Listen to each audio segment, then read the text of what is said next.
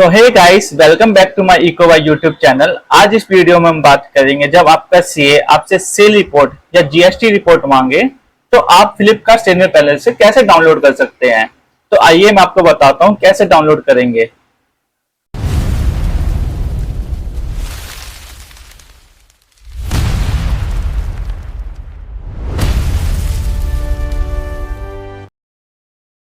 सबसे पहले आपको अपना फ्लिपकार्ट सेलर पैनल लॉगिन करना पड़ेगा। लॉगिन करने के बाद आपको होम पेज पे जाना है। होम पेज पे जाने का जो आपका मोर का सेक्शन है उस पे जाने का रिपोर्ट है, रिपोर्ट पे क्लिक करना होगा। रिपोर्ट पे क्लिक करने के बाद रिपोर्ट सेंटर पे जाना होगा। रिपोर्ट सेंटर के जाने के बाद आपको यहाँ पे क्लिक करना होगा request new report. Request new report पे क्लिक करने के बाद आपको ये सारे ऑप्शन देगा, fulfilment reports, invoices, listing reports, payment reports, tax report. और आपके लिए जो सबसे ज्यादा जरूरी चीज है वो है टैक्स रिपोर्ट्स। आपको टैक्स रिपोर्ट्स पे क्लिक करना पड़ेगा।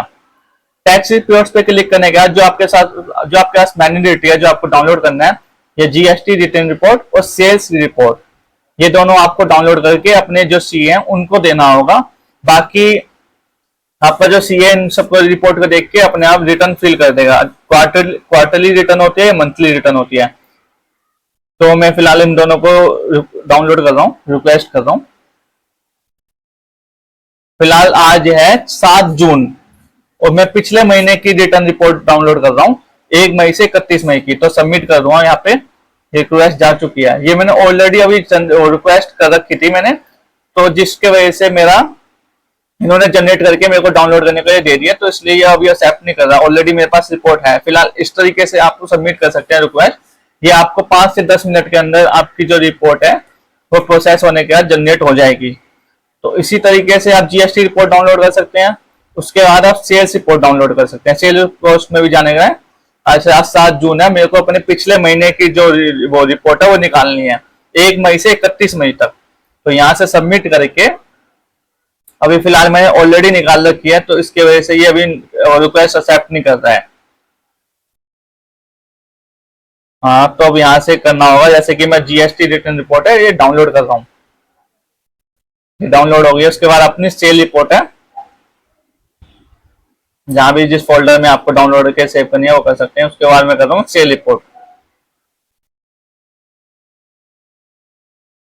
हाँ, सेल रिपोर्ट भी मैंने डाउनलोड कर लिया है।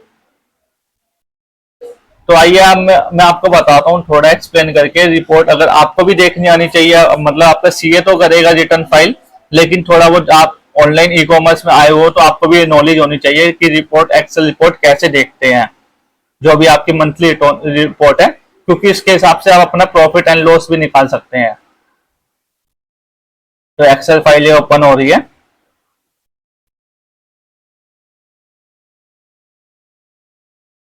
फिलहाल जैसे आप देख रहे हैं, मेरे पिछले महीने में सिर्फ एक ही ऑर्डर आया था, क्योंकि मैंने अभी फ्रेश लिस्टिंग करी है। मैंने अभी अकाउंट अभी एक महीने पहले ही ओपन करा है, तो उसी का ही ऑर्डर आया था। यहाँ पे आपके पूरे ऑर्डर की डिटेल दी गई है। इसको देख के आपका जो सीए है, अकाउंटेंट, वो रिटर्न फाइल कर सकता है। उनको मैंडेटरी जो चीजें होती है, एचएसएन कोड, ऑर्डर डेट, जैसे इनवॉइस का डेट थी 28 मई को आया था जो ऑर्डर, क्वांटिटी 1 है, और ये कौन से स्टेट से है, ये तेलंगाना स्टेट से है। और इनवॉइस की अमाउंट 143 अमाउंट है, और टैक्स का अमाउंट है ये 5% लग रहा है इसमें टैक्स। तो ये सारी चीजें आपके सीए को देखनी पड़ती है। उसके हिसाब से वो आपकी रिटर्न फाइल करता है। मंथली रिटर्न होती है या क्वार्टरली रिटर्न होती है, तो आपको ये फाइल ऐसे डाउनलोड करनी पड़ेगी।